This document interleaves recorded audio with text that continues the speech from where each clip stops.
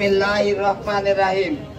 সংগ্রামী তৌহিদি জনতা, আসসালামু আলাইকুম ওয়া রাহমাতুল্লাহি ওয়া বারাকাতুহু।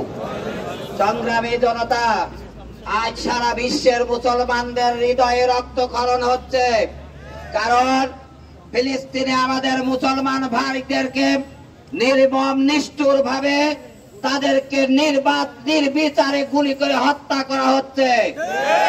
আমরা মুসলমানরা এই অবস্থায় বসে থাকতে পারি না, আমাদেরকে বসে থাকার সময় নাই। আমি বিশ্বের সকল মুসলমানদেরকে বলতে চাই, জিহাদ কয়েক রকম আছে। আমাদের এখন জিহাদ হবে ইসরায়েলের সকল পণ্য বাংলাদেশ থেকে উচ্ছেদ করা। ইসরায়েলের কোন পণ্য বাংলাদেশে ঢুকতে দেওয়া হবে না। তারা ঢুকাবে যে সকল দোকানদার, যে সকল ব্যবসায়ী ভাইরা ইসরায়েলের পণ্য বেচা কিনা করেন, আমরা তাদের বলতে চাই, আপনারা ইসরায়েলি পণ্য যা আছে দ্রুত বিক্রি করেন, আর না হলে দোকান থেকে সরান। আমরা প্রয়োজনে প্রত্যেকটা দোকানে দোকানে তল্লাশি করব, ইসরায়েলে পণ্য বিক্রি করে। বাংলাদেশের মাটিতে ইসরায়েলে পণ্যর কোন জায়গা হবে না। আমরা বিশ্ব মুসলমানদেরকে বিনীতভাবে বলতে চাই, ইসরায়েলের কোন পণ্য কোন মুসলমান ব্যবহার করতে পারে না।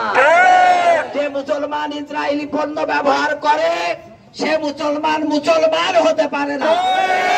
আমরা কষ্টের সাথে লক্ষ্য করছি, বিশ্বের কিছু মুসলিম রাষ্ট্র ওই ইসরায়েলের সাথে বাণিজ্য চুক্তি করে। আমরা মনে করি তারা মুসলিম রাষ্ট্র নয়, তারা ইহুদিদের দালাল, তারা কাফেরদের দালাল। ওই রাষ্ট্রগুলোর সাথে কোন মুসলমানের সম্পর্ক থাকতে পারে না। এজন্য প্রিয় দেশবাসী, আপনাদেরকে বলতে চাই, আমরা কোন মুসলমানের ঘরে ইসরায়েলি পণ্য দেখতে চাই না। আপনারা রাজি আছেন তো? ইনশাআল্লাহ আমরা ইসরায়েলি পণ্য আজকে থেকে বর্জন করব। সেই সাথে আজকে আমরা যেমন সকল দল, এখানে দলের নেতারা এসেছে, আগামীর মিছিল হবে বাংলাদেশের সকল দল ও মত নির্বিশেষে সমস্ত জনতাকে নিয়ে আমরা ইসরায়েলি ঘেরাও করব, দূতাবাস ঘেরাও করব। যদি না বাংলাদেশে ইসরায়েলি দূতাবাস থাকতে পারে না, কোন মুসলিম রাষ্ট্রে ইসরায়েলের সাথে কোন সম্পর্ক থাকতে পারে না। এজন্য মুসলমানদেরকে ইসরায়েলকে বয়কট করতে হবে। সেই সাথে আমি সবাইকে আহ্বান জানাতে চাই, মুসলমানের ঐক্যের কেন্দ্রবিন্দু হচ্ছে আল কোরআন। আমরা সারা বিশ্বের মুসলমানকে বলতে চাই, আসেন আমরা কোরআনকে আঁকড়ে ধরে একটা ঐক্যের কেন্দ্রবিন্দুতে আমরা সামিল হই। যে ঐক্যের স্রোতে ইহুদি খ্রিস্টানেরা বিশ্বের মুখ থেকে ভেসে যাবে।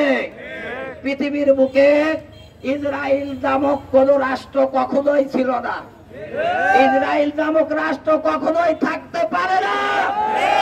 ইসরায়েল নামক রাষ্ট্র থাকবে না, গুড়াইয়ে দেওয়া হবে ইনশাআল্লাহ। এজন্য মুসলমানদের ঐক্যের প্রয়োজন।